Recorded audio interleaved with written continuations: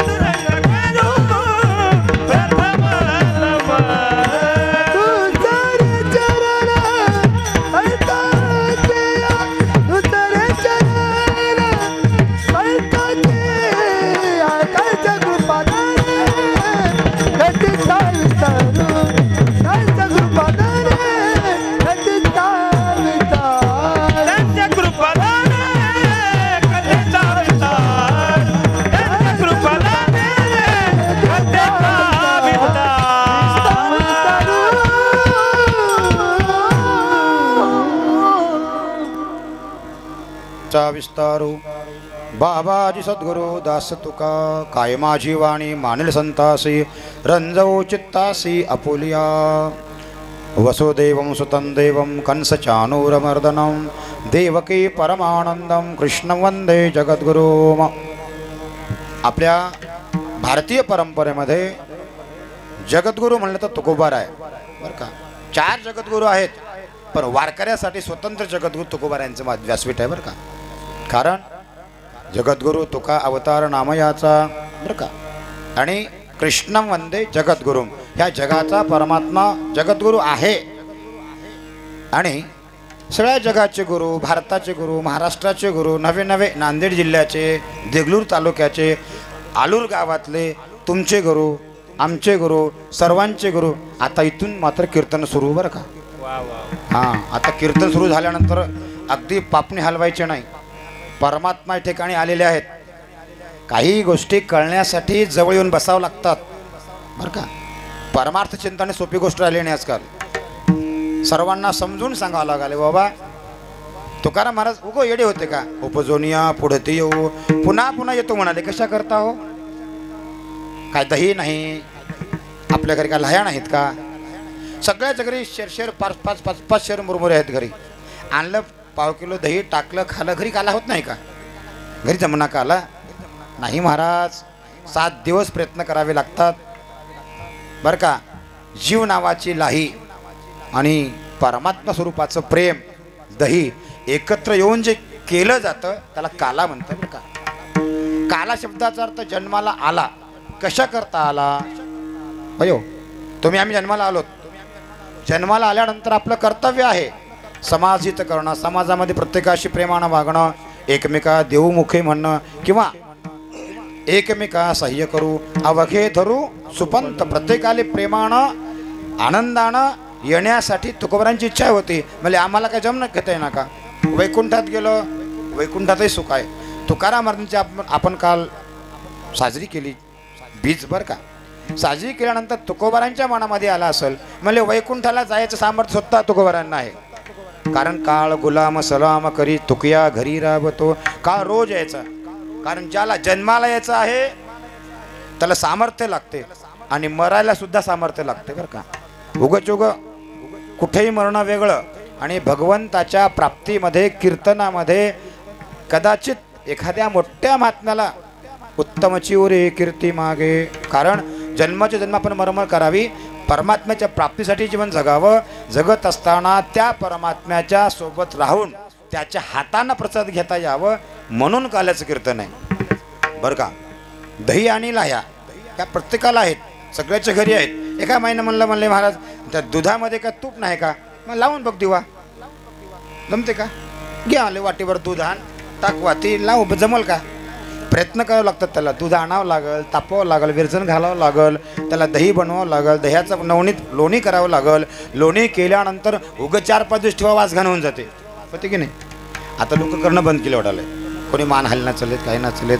सगळ्यांच्या घरी दही दूध भरपूर आहे पण सांगता आलं पाहिजे की काय ते विरजण म्हणजे काय, ते रवी म्हणजे काय. चक बंद होऊन गेले. आता डायरेक्ट तूप घ्यायला संपलं काम. पण त्या लोण्याला ठेवल्यानंतर 2-3 रोजामध्ये वासघाण उठते. तसं आम्हाला परमार्थ करत असताना अहंकार द्वेष मत्सर हे जर त्या लोण्यात राहिले तर मात्र सुख मिळत नाही. म्हणून त्या ठिकाणी परमात्मा स्वरूप असणाऱ्या त्या लोण्याला एकत्रितपणे वैराग्याच्या जाळावर जाळावं लागते. कुठलंही जाळ लावायचं म्हणा, सणकाडे आल्यानं फुकून दिलं फुकून जमणार. त्याला वैराग्याचं कमीत कमी जाळ लावावं लागते, माणसाला वैराग्य यावं लागते. आणि एकदा लोणीकडून तूप झालं बस म्हणले आता मग त्याचं काही कुठल्या प्रकारचं नाश होत नाही, तो मोक्षपदाला प्राप्त होते. म्हणा तुम्ही आता दूध आणून दिलो, दुधाचं तूप झालं बरोबर आहे, आता तुपाचं दूध करा म्हणा, होते का बघू. होत नाही. माहीत सगळ्याला माहीत आहे. कारण तसंच आहे. एकदा जन्माला येणं माहीत सगळ्याला, पण जन्माला आल्याच्या नंतर मरण हे कोणाच्या हातात नाही. महाराज परमात्म्याने फार सुंदर योजना केली. ते 2 गोष्टी आडून ठेवलेत, जन्म आणि मरण. ते जर प्रत्येकाच्या हात दिले तर लोक कुठं कुठं उड्या मारतात देवजाने. एवढं नाही तर अगदी प्रेमाच्या खातर परमात्म्याने जन्म दिलाय. जन्म दिल्यानंतर त्या जन्माला आल्यानंतर सप्ताह करणं, कीर्तन करणं, भजन करणं हे आपलं कर्तव्य आहे. पण माणसं विसरून गेलेत. त्या कर्तव्याला अजिबात फाटा देऊन देवे दिला भजना गोमटा हे सोडून दिले महाराज. देवे दिला भोजना गोमटा रट्टावून खायचं, फराकत लावून झोपे जायचं हे सांगावं लागत नाही प्रत्येकाला. मग काल्याच्या कीर्तनात येऊन बसल्यानंतर तुकोबारांची इच्छा अशी झाली म्हणले आम्हाला बीज भाजून केली लाही उगवच होत नाही बरं का. लाही उगव होते का, त्याला ह्याला बीज भाजून केलेलं आहे. तसं आम्ही जन्माला आलो, आल्यानंतर एकदा आमचा देह परमार्थ कारणामध्ये विलीन जर झाला तर आम्हाला किती वेळी जन्म घ्यायची गरज नाही. एकदा जन्माला आलं, जन्म आलो त्याची आधी सार्थक झाले साचे.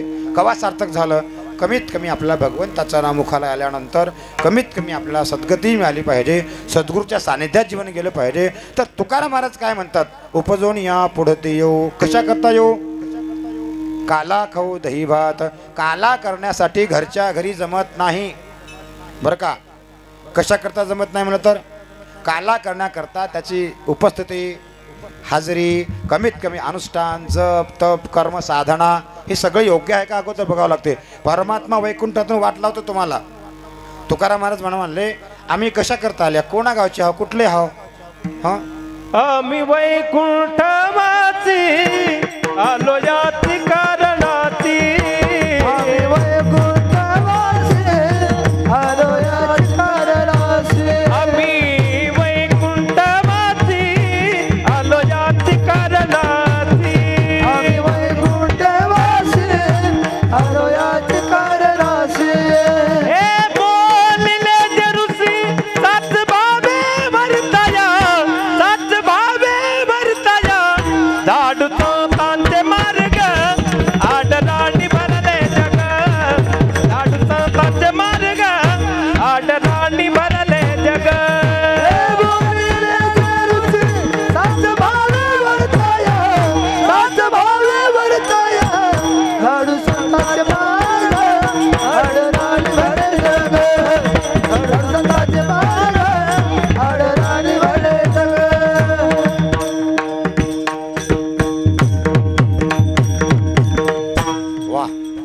सगळ्यांनी प्रेमानं टाळी वाजत शिकावं लागते. कारण टाळा टाळी लोपला नाद, अंगोअंगी मुरला छंद, भोग भोगिताची आटला भेद, याला म्हणतात काला. आपण भोग भोगायचे, संसारात सगळे भोग भोगायचे, पण त्या भोगाचा परमार्थामध्ये विलीन व्हावं. संसार सुखाचा होण्यासाठी दररोज देवाचं नाव घ्यावं लागते. आवस पुनवला जमना, दररोज चिंतन रोज करावं लागते. पहिल्याच्या बाया कमीत कमी त्या चुलीला हळद कुंकू लावून चूल पिढीत गेलेत. आजकाल त्या बायाच्या सोडून दिल्या, डायरेक्ट चपला घालून अगदी त्या गॅसजवळ जातात, देवाचं नाव खट कोणी मारतात, चहा करून पितात, पण देवाचं नाव मुखाला येणार. पहा आपली संस्कृती कशी आहे. आपल्या संस्कृतीमध्ये आपले लहान लहान मुलं जवळ बोलून घेत गेलेत आणि सर्वांना मंदिरात जा बाबा, कमीत कमी मारुती दर्शन घे. आता आम्ही शिकवायला तयार नाहीत. संस्कृती का बिघडायली आपली? हा अवघडे महाराज. जन्माला यायचं, आल्यानंतर त्या जन्माचं सार्थक झालं की नाही बघायचंच नाही. शास्त्रकार म्हणतात जन्माला आल्यानंतर नारीचं काम आहे नारी लज्जया, नारीला लाज वाटली पाहिजे. साधूचा क्षमया, साधूला क्षमा करता आली पाहिजे. कुठेही नवे नवे त्या क्षणाच्या विश्रांतीसाठी देवाचं नामस्मरण करताना कमीत कमी आपणाला सुखाच्या गरजेसाठी तरी भगवंताचं नाव घ्यावं लागते बरं का. तुकाराम महाराज जन्माला येताना उगं म्हणले नाहीत उपजोनिया पुढती येऊ. पुढती म्हणजे कवा, कव्वा बी येतो. कारण येतो जातो आम्ही देवाच्या संगाती. ताकद आहे बरं का, यायची ताकद आहे, जायची ताकद आहे. त्याच्यामुळं आपला जमते का?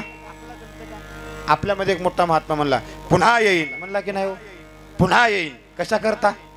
काला खाया करता. पुन्हा येईन म्हणणारे पुन्हा आले की नाही, परिश्रम करावा लागला की नाही. तुकाराम महाराज म्हणतात मला पुन्हा पुन्हा यायचंय. कशा करता यायचं? अभंगाच्या पहिल्या चरणात म्हणतात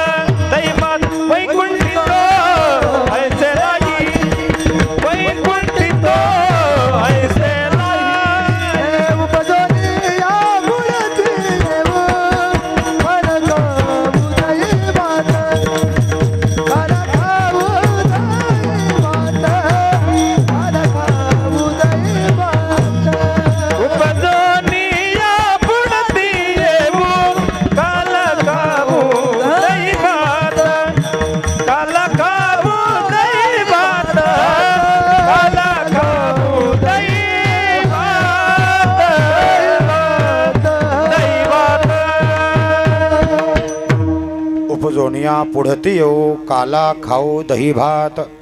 कारण काला हा दुर्लभ आहे, इतका दुर्लभ आहे की जन्माला येणं सोपं आहे बरं का. प्रयत्न आहोत. पहा तुम्ही ज्या वेळेला मुलांना ऐका, तुम्हाला काय आवडते? तुझं नाव काय सांग बरं? कृष्णा. हां, नाव बी कृष्णा चांगली गोष्ट आहे, कारण कृष्णा हे काल्याचं फार महत्त्वाचं काम आहे कृष्णाचं. बरं सांग तुला काय आवडते? आता समजा तुझं पोटभर जेवण झालेलं आहे आणि मामानं काय केलं, लई रोजानंतर अगदी सुंदर गुलाबजाम श्रीखंड बासुंदी घरी आणून दिलं, पण याचं पोट भरलं होतं आधी. यानं श्रीखंड बासुंदी खाऊन अगदी भजे खाऊन मस्त आनंदाने झोपला होता. मामा परे गाऊन आलाय, प्रेमानं म्हणालाय भाच्याला गोड आहे बाबा काय. त्यानं काय करतंय मामा, काय गुलाबजाम पाड. अहो तुम्ही काय बी आणलं तर एकदा पोट भरल्यानंतर खा वाटते का हो? नाही नाही, काय करते मामा 2 पाकिट द्या म्हणला आणि एक खाला उद्या खातो म्हणलं, पण ठेवून दिला. तुमच्या गावचा नाव कृष्णा बरं काय, ते गोकुळातला कृष्णाचंच करत गेलं. हां, आणि त्या कृष्णाचं इथं याला रूपक सांगितलं. म्हणजे ज्या मुलांना आवडत आहे बरोबर आहे, कुठंपर्यंत आवडते? भूक आहे तोपर्यंत आवडते. भूक संपल्यानंतर काही आवडत नाही. तर तुकाराम महाराजांची भूक होती, जन्माला यायचं आहे, आल्यानंतर पुढत पुढती ही पुण्य ग्रंथ संपत्ती की या मृत्यूलोकामध्ये भगवंतानी काला केला, त्या काल्याच्या प्रसादाकरता आम्हाला वैकुंठातूनच नाही स्वर्गीचे अमर इच्छिता देवा, स्वर्गीचे अमर इच्छिता देवा, स्वर्गीचे अमर इच्छिता देवा, स्वर्गीचे अमर इच्छिता देवा, मृत्युलोकी व्हावा जन्म, मृत्युलोकी व्हावा जन्म, मृत्युलोकी व्हावा जन्म, स्वर्गीचे अमर इच्छिता देवा, स्वर्गीचे अमर इच्छिता देवा, मृत्युलोकी व्हावा जन्म, मृत्युलोकी व्हावा जन्म, स्वर्गीचे अमर इच्छिता देवा, स्वर्गीचे अमर